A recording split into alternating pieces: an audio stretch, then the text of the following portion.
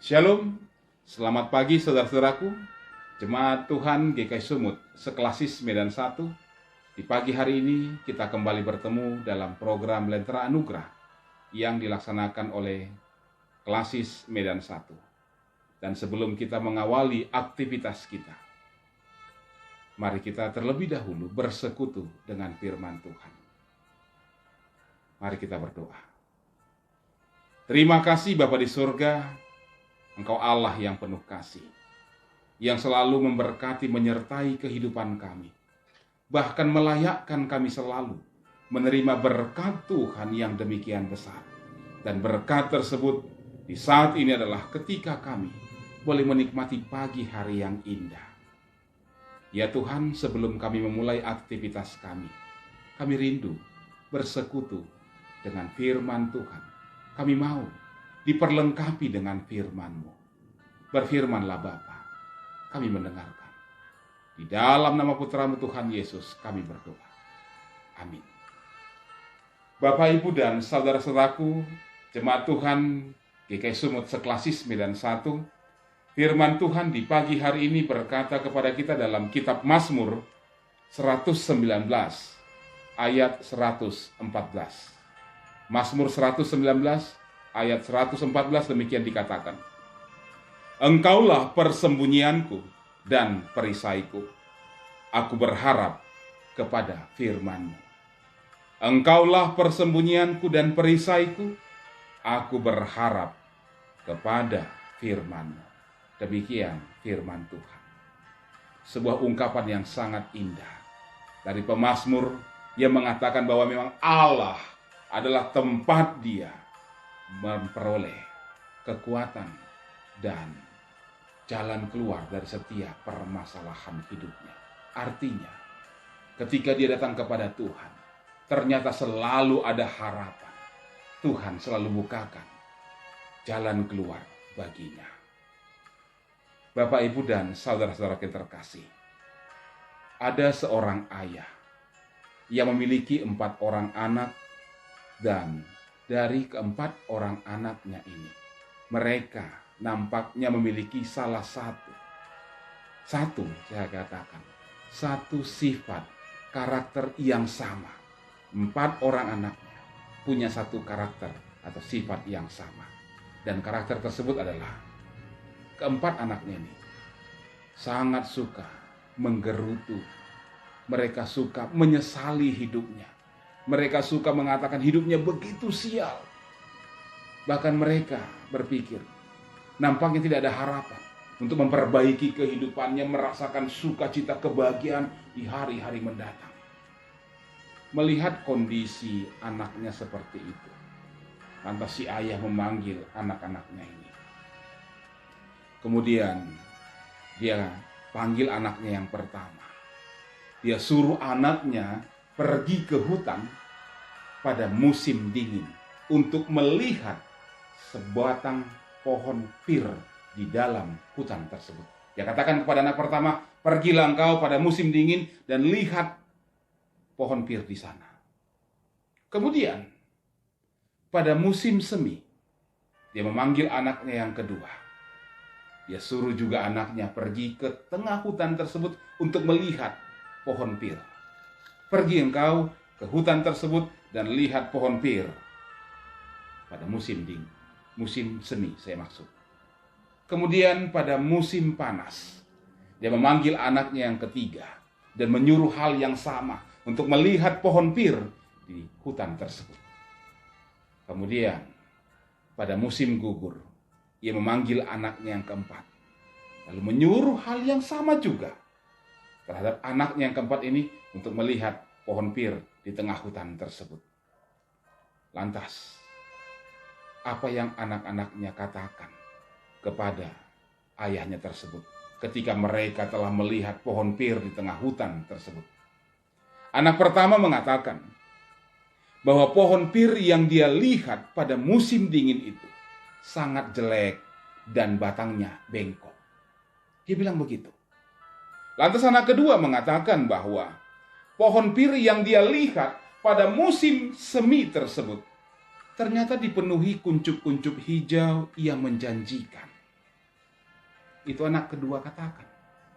Lalu kemudian anak ketiga yang pergi pada musim panas, melihat pohon pir itu katakan bahwa pohon itu dipenuhi dengan bunga-bunga yang menebarkan bau yang sangat harum. Dan terakhir anak yang keempat mengatakan kepada ayahnya bahwa pohon pir yang dia lihat itu penuh dengan buah yang ranum dan sudah matang, siap untuk dipetik. Mendengar jawaban keempat anaknya ini, si ayah berkata kepada mereka bahwa kalian ini semuanya benar, tidak ada yang salah. Benar. Kamu melihat pohon pir pada musim dingin itu sangat jelek? Ya. Kamu melihat pohon pir pada musim semi itu penuh dengan kuncup-kuncup hijau yang menjanjikan? Iya. Kamu melihat pohon pir pada musim panas itu penuh dengan bunga yang menebarkan bau yang harum? Iya. Dan kamu melihat pohon pir pada musim gugur penuh dengan buah yang ranum dan matang siap untuk dipanen? Benar. Tidak ada yang salah. Yang menjadi permasalahan adalah perbedaan pandangan kalian ketika kalian melihat pada waktu yang berbeda. Kemudian si ayah melanjutkan pesannya, anak-anakku, mulai sekarang jangan pernah menilai kehidupanmu hanya berdasarkan satu masa yang sulit saja. Jangan pernah mengambil keputusan hanya berdasar satu peristiwa saja. Tetapi lihatlah keseluruhan hidupmu yang penuh dengan warna-warni. Ada suka, ada duka. Ada keberhasilan, ada kegagalan. Ada tawa dan juga ada tangis. Ketika kita bisa melihat keseluruhan hidup kita ini, mungkin kita akan tersenyum. Saudara-saudaraku yang terkasih, ketika kita menghadapi masa-masa yang sulit, biasanya segalanya bagi kita kelihatan tidak menjanjikan. Banyak kegagalan, kekecewaan yang kita alami. Atau mungkin pada saat sekarang ini, masa-masa sulit bersama-sama kita hadapi oleh karena pandemi COVID-19. Masa yang sangat berat yang kita harus lalui. Mungkin kita mengalami banyak kegagalan dalam usaha kita, dalam pekerjaan kita. Mungkin kita banyak merasakan pergumulan ketika kehidupan ekonomi kita benar-benar terancam dan lain sebagainya. Ketika kita merasa was-was, khawatir dan takut. Masa-masa yang sangat sulit harus kita hadapi saat ini. Dan akibatnya, ada banyak orang mempersalahkan. Mungkin mempersalahkan diri sendiri. Mungkin mempersalahkan orang lain. Mungkin mempersalahkan Tuhan. Atau mungkin mempersalahkan keadaan, situasi. Tapi, lihatlah betapa indahnya sebenarnya yang pemazmur katakan. Di tengah-tengah masa yang demikian sulit, ternyata Tuhan tetap menjadi tempat persembunyiannya, tetap menjadi perisainya. Dan oleh karena firman Tuhan, ia berani berharap. Ya, berani berharap bahwa Tuhan akan bukakan jalan keluar baginya. Ia tidak putus asa. Mungkin begitu banyak orang saat ini angkat tangan dengan situasi sekarang. Ahli-ahli yang mencoba mencari vaksin untuk COVID-19. Sudah bekerja keras, tapi sampai saat ini belum. Orang-orang yang berusaha dalam seluruh kehidupannya, bidang kehidupannya untuk kembali bangkit, nampaknya begitu berat. Adakah kita harus menyerah dengan keadaan? Tidak. Bersama Tuhan, tetap ada jalan keluar bagi kita. Tidak ada nasib sial. Tidak ada kegagalan bagi kita. Bagi kita hanya ada berusaha dan terus berusaha. Ingatlah saudaraku yang terkasih, seperti kata seorang bijak, jika kamu tidak bersabar ketika berada di musim dingin, maka kamu akan kehilangan musim semi dan musim panas yang menjanjikan harapan kepadamu. Dan kamu tidak akan pernah bisa menuai hasil pada musim gugur. Oleh karena itu, ketahuilah, kegelapan malam tidak akan selamanya, tapi akan berganti dengan fajar yang menyingsing dan menghalau kegelapan. Ingatlah saudaraku, bersama Tuhan tetap ada harapan bagi kita. Amin. Mari kita berdoa. Terima kasih Bapa, kami kembali diingatkan, bersama dengan Tuhan tetap ada harapan. Bersama Tuhan tetap ada jalan keluar. Jalan keluar yang Engkau bukakan bagi kami. Terima kasih buat firman-Mu ini.